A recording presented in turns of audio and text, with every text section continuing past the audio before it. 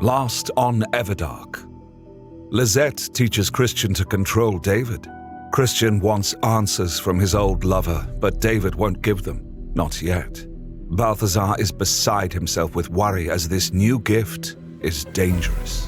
Now we turn back to Daemon, Julian, and Daemon. Everdark.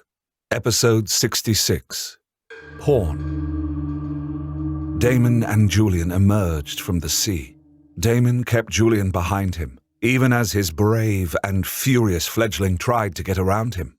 Daemon was the vampire who had killed his parents. It was rather like keeping a wolf pup at bay. Is that him? Damn it, Daemon, let me see him. I've got to see him. Julian cried. Fledgling. He put no heat in that word. No censure either. It was a simple word of command. You will accept my determination in this was what it meant. Julian made a sound of angry distress, but allowed Daemon to stand between him and the tall, platinum-haired Cali vampire in the red and black armor with a spear slung over his back, and the two werewolves that flanked him. Daemon gave a grunt as he recognized the spear as borage. It was a weapon that he had forged himself. Bold to bring it to face him. But a scan of Daemon's mind told him that the preceptor did not know who had created it, or its true nature. Besides, it was sheathed, and Daemon made no move towards it. The werewolves were of interest. They whined low in their throats and dipped their heads, afraid of him. They were not used to being afraid, but they sensed he was the greater predator. Daemon was impressed by Daemon's control over them. Saying nothing, Daemon waded out of the water. Julian kept near to his back. He felt his fledgling straining to keep close. Julian's emotions were in a tumult, which was completely understandable. Is he the one who killed my parents? Julian sent telepathically. Can you ask him, Daemon? Can you make him tell you? And are those werewolves? Holy crap, they are werewolves! Julian's questions came with rapid-fire rapidity. Daemon was certain that his fledgling had not yet considered what the answers would mean to him, except about the werewolves.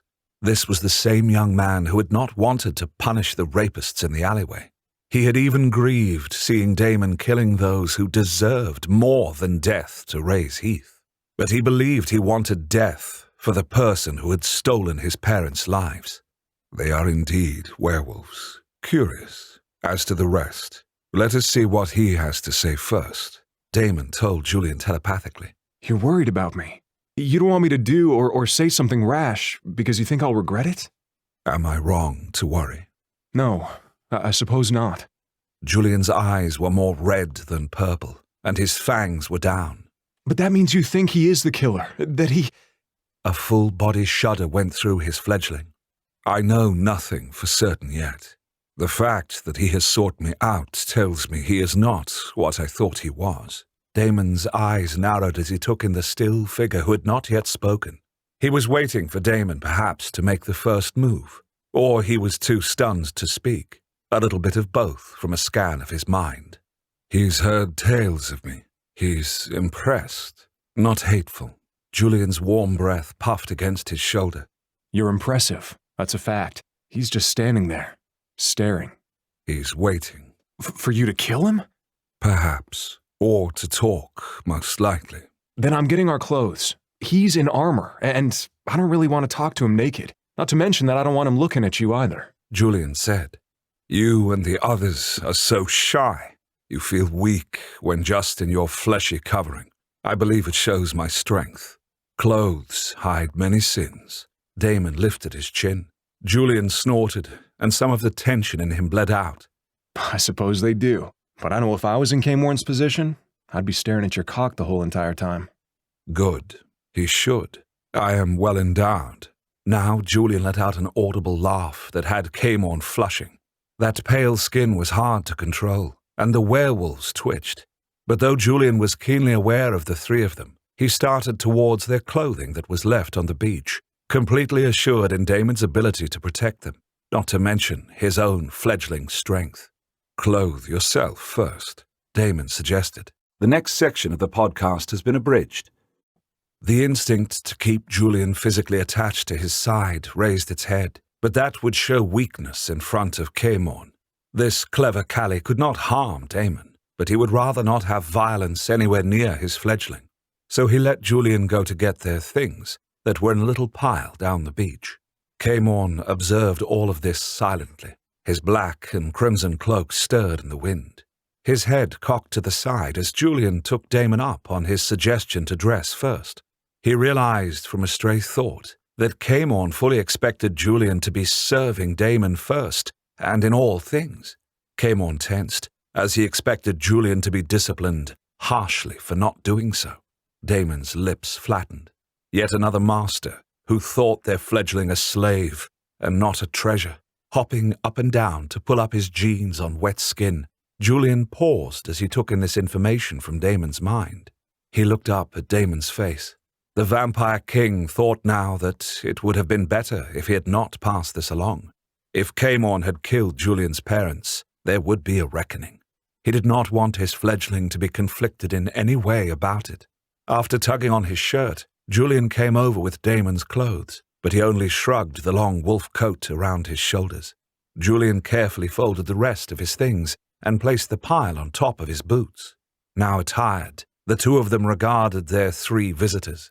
Julian took in the elegant armor, the pale hair and silver eyes. He was impressive, handsome, with a cold, aristocratic look to him. "Ask him why he is here, Julian, please," Daemon requested. King Daemon wishes to know why you're here, Julian said. His voice was strong. He stared hard at Daemon. Can he not? Daemon's voice lifted in confusion. Speak? Oh, he can. But why should he do that for you? Julian's voice was firm. His emotions were roiling again. What if he killed my parents? Julian was thinking. Did he care? Did he think that they were people or just humans that had gotten in the way? Why didn't he kill me? Why? Daemon caressed Julian's cheek with his fingers, stopping the whirl of emotion. I am here because I heard that a vampire calling himself Daemon has emerged on Earth. Daemon began archly. Calling himself? Julian's lips curled into an angry smile. If I had $1 for every vampire seeking to harm Daemon who said that, you all know he's king. Julian thrust a finger at Daemon's chest.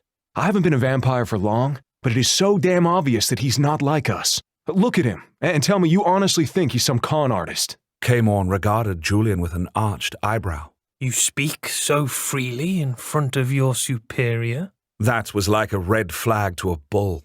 Julian really didn't respect unearned authority. Daemon couldn't help the flash of pride at his fledgling's fierceness and nobility. You are not my superior. Julian's voice was low and his eyes were narrowed. They were blood red like Daemon's at that moment. Even if you hadn't killed my parents, I'm the fledgling of the king. I'm second to none but him. Daemon rocked back slightly, but it was the first reason and not the second that had a spike of guilt. Definitely guilt. Oh, no. Flashed through Daemon's mind. He should have known that Julian's feelings would bubble up in speaking when his temper was up. Julian saw the reaction too. He read the look, if not the preceptor's mind. You did it. Julian's voice was soft, almost disbelieving. You killed my parents. I did not kill you, Daemon murmured, and then Daemon saw the future. It was so crisp and real that it felt like it had happened as he was seeing it.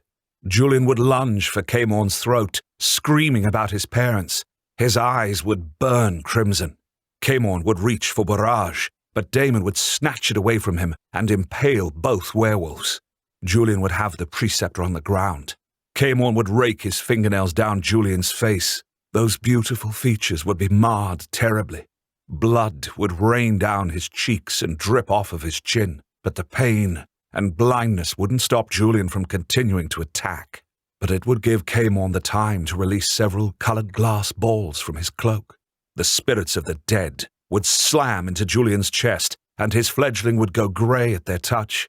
Daemon would whisper, and the spirits would cease their attack. But because of Daemon's strength, and Daemon's current weakness was such that Daemon would not be able to command them further.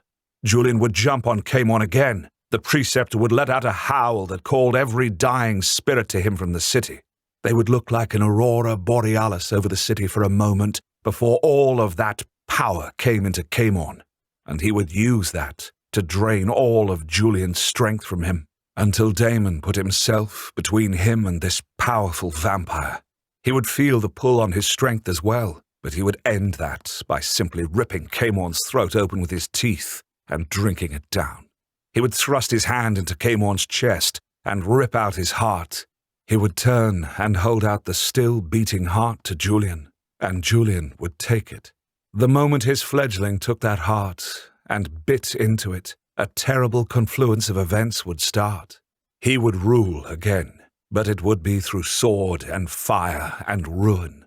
His fledgling would agonize over what eating a heart had made of him. He would never truly be open to the joys of being a vampire again. His soul would be stained. Daemon would not have that. So the moment that Julian was about to lunge, he stepped between him and Daemon, placing the palm of one hand on Julian's chest. His fledgling let out a cry of frustration. No! Let me... He killed them! He killed them! The raw agony in Julian's voice would never leave him at that moment. I know. Daemon spoke aloud for the first time. Draw Borage, or call your werewolves or summon a spirit, and your second life is over, Daemon. He said the last without so much as turning his head. The preceptor stopped moving. He killed them, Daemon! Julian wailed, and Daemon enfolded Julian in his arms, holding that shaking lithe body that was racked with sobs of rage and grief so deep that it came from his soul. I know, my beloved, my one, but this is not the way. For new members, it can be overwhelming to get hit with my entire story archive at once. So I want to tell you about one of my greatest hits, The Elven King's Blade. Like Crimson, it is completed, and it also stands alone as not part of a larger world. But unlike Crimson, it's high fantasy, so it's twice as long at 96 chapters. Here's the blurb. Elven King Athodin and modern human Kieran are unknowingly bonded across realms, but unless they complete the bond, they will die. Discovering his blade as human is impossible for Athodin to accept. For Kieran's part, accepting his fate to save an elven kingdom is just as hard to take. The Elven King's Blade is a fan favorite, and I hope you check it out if you decide to become a member of my serial website, wraithrain.com. Why? You would have killed him for far cheaper reasons. Julian raged. His fingers dug into Daemon's back as if he were holding himself back by holding onto the vampire king. Yes, I would have no qualms, but you would. You would. Daemon's voice dropped off. Julian stiffened then, and before Daemon could stop him, Julian caught hold of the vision Daemon had experienced. He gasped as he got to the end, and pulled back ashen-faced and horror-stricken.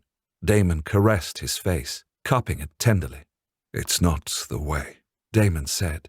No, but... Bright tears filled Julian's eyes. The red faded to purple, and those tears fell down his cheeks. He killed them. My parents. They didn't deserve that. They were... I had no choice. Daemon interrupted. If you value your throat, be silent, Daemon murmured. But you must understand why I am here. I have been misled, and I have... Daemon whirled around, and with a crook of his fingers, Daemon was lifted from the sand. The vampire king levitated the stunned Cali-vampire to within a foot of him, and then tilted Daemon's head so that only 6 inches separated their faces. Daemon opened his mouth to shout for his werewolves to assist him, but Daemon sent a compulsion to stop his lips from moving. Daemon's silver eyes bulged. He stiffened even more as Daemon reached over his shoulder. He expected an attack, but Daemon simply unsheathed the spear Borage. I forged this. The tip burns blue-white as you near your enemies, Daemon explained to Julian as he showed him the spear. He spun it easily. The metal flowed easily over his palm and then the back of his hand. It was perfectly balanced. He switched it from hand to hand. He spun it so fast that it became a blur. Julian's tears dried, and awe filled his face. You forged weapons? Julian boggled. Magical weapons, Daemon clarified. You were the one who forged Borage. What about the other weapons in Solace's spire? These words were allowed to escape, as they did not seek to cause violence. Daemon was such a fan of these weapons that he seemed to have forgotten he was being levitated. Yes, I forged many weapons in my time, Daemon answered curtly. Why do they kill vampires then? Just simply picking some of the weapons up causes them to give a vampire their second death. Daemon cried. Daemon caught the spinning spear and stuck the tip of it half an inch from one of those silver eyes. Because they are not for use by those vampires. Borage did not kill me. Daemon sounded half proud. You think that makes you worthy somehow? Daemon sneered. And for a moment, Daemon saw within Daemon the young vampire, eagerly reading tales about him, imagining what it would be like to have the vampire king as his master, and not the slender man-boy, the beautiful vampiric child that was his master, but who was crueler and colder than anyone that even the Kali vampire had known. Daemon's master had never nurtured him, unless it was to make him do what his master wanted. There was no tenderness, there was no care, there was certainly no treasuring. But whenever things got bad for Daemon, he thought of Daemon, the vampire king who had urged the vampires to victory against their immortal oppressors. He thought of Daemon when he was alone, when he had an impossible task before him, when there was no one he could trust. Do not put your dreams on me, Daemon thought. What? Julian turned to look at him, overhearing the words.